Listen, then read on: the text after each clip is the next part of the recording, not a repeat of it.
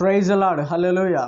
ప్రభునందు మాకు అత్యంత ప్రియమైనటువంటి దేవుని బిడలారా, దేవుని సంగమా, మన ప్రభు అయిన యేసుక్రీస్తు శక్తి కలిగిన నామమున మీ అందరికీ శుభాలు ప్రకటిస్తూ హృదయపూర్వకంగా వందనములు తెలియజేస్తున్నా.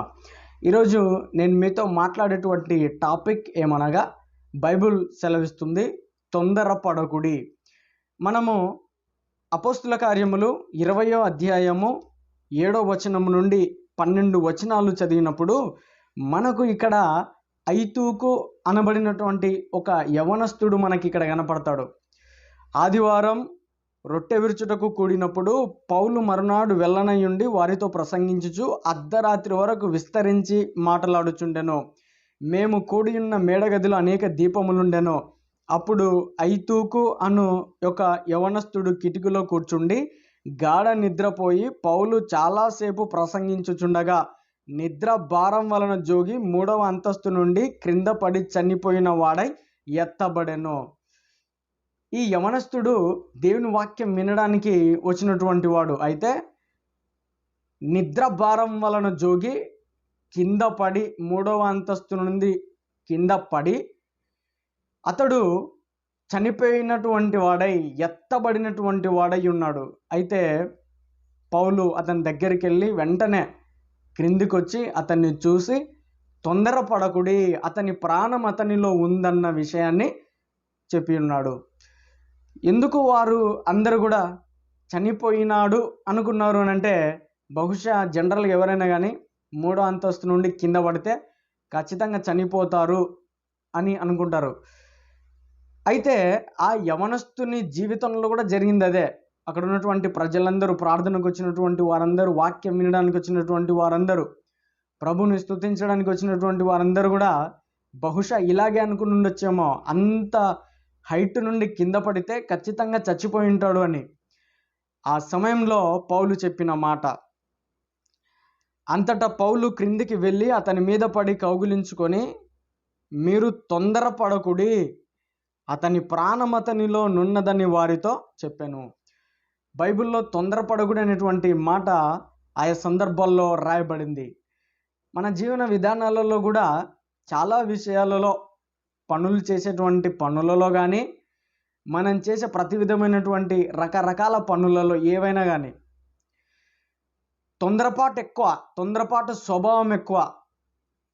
ప్రతిదీ తొందర టకటగా అయిపోవాలా, ప్రతిదీ త్వరగా అయిపోవాలన్నటువంటి ఉద్దేశంతో కొన్ని పనులు ప్రారంభిస్తారు. అయితే బైబిల్ సెలవిస్తుంది, ఏ విషయంలో కూడా నువ్వు తొందరపడొద్దు. ప్రతిదానికి సమయం ఉంది, ప్రతిదానికి సమయం ఉందని ప్రసంగి గ్రంథంలో రాయబడింది కదా. ప్రతిదానికి సమయం ఉంది. తగిన సమయం ముందు దేవుడు మనల్ని నడిపిస్తాడు. మనమందరం కూడా మన ఆధ్యాత్మిక జీవన విధానాలలో ఆసక్తి ఉండాలి, భయం ఉండాలి, భక్తి ఉండాలి, కానీ తొందరపాటు ఉండకూడదు. తొందరపాటు అనేటువంటిది ఇది ప్రమాదకరమైనటువంటిది మరియు వినాశనానికి దారి తీస్తాయి.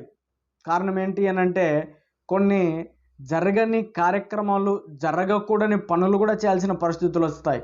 ఉదాహరణకు యేసుక్రీస్తు శిష్యుడైనటువంటి అపోస్తుడైనటువంటి పేతురు కొన్ని సందర్భాల్లో చాలా తొందరపాటు స్వభావాన్ని వ్యక్తపరిచినాడు.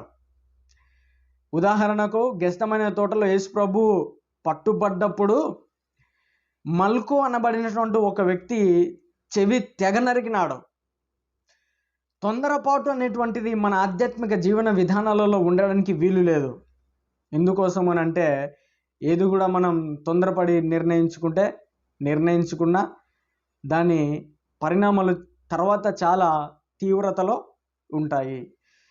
మనం తొందరపడడానికి వీలు లేదు.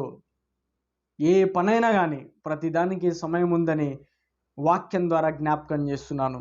అయితే అక్కడ ఉన్నటువంటి వారందరూ కూడా తొందరపడి చనిపోయినాడు అనుకుంటే, పౌలు మాత్రం అతని ప్రాణం అతనిలో ఉన్నదని వారితో చెప్పెను. అతడు మరలా పైకి వచ్చి రొట్టె విరిచి పుచ్చుకొని తెల్లవారు వరకు విస్తారంగా సంభాషించి బయలుదేరాను. వారు బ్రతికిన ఆ చిన్నవాణిని తీసుకుని వచ్చినప్పుడు వారికి విశేషమైన ఆదరణ కలిగాను.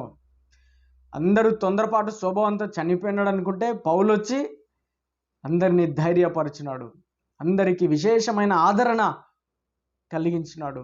ప్రేమైన దేవుని బిడ్డలారా, మనం ఇతరులకు విశేషమైన ఆదరణ కలిగించేటువంటి వారంగా ఉండాలా, తొందర పెట్టేటువంటి వారంగా ఉండకూడదు. చాలామంది తొందరపాటు ఎక్కువ.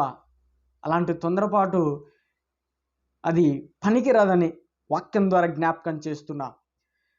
ప్రతి దానికి సమయం ఉంది. పుట్టుటకు, గిట్టుటకు, నడుచుటకు, పెరుగుటకు, ఎదుగుటకు ప్రతి దానికి సమయం ఉంది. ఆ సమయమందు మనము హెచ్చింపబడతాం, తగ్గింపబడతాం, శోధింపబడతాం, దుఃఖింపబడతాం, సంతోషింపబడతాం. ప్రతి దానికి సమయం ఉంది. కాబట్టి క్రైస్తవ ప్రపంచమా, దేవుని బిడలారా, దేవుని సంగమా, దేవుడు వాక్యం ద్వారా జ్ఞాపకం చేస్తున్నాడు, తొందరపడద్దు. దేవుడు నీకు విశేషమైన ఆదరణ ఇస్తాడు. దేవుడు నీకు విశేషమైన నెమ్మది ఇస్తాడు. దేవుడు నీకు విశేషమైనటువంటి శాంతి సమాధానాలు ఇస్తాడని కల్వరి శిలువలో యేసుప్రభు చేసినటువంటి గొప్ప త్యాగాన్ని జ్ఞాపకం చేస్తున్నా. ప్రజలందరూ అనుకున్నారు చనిపోయినాడు అని. పౌలు వచ్చి అంటున్నాడు, అతని ప్రాణం అతనిలో ఉంది, భయపడకుడి, జడియకుడి, మీ హృదయములను కలవరపడనీయకుడని యేసు ప్రభు కూడా చాలా సందర్భాల్లో 12 మంది శిష్యులతో చెప్పినాడు.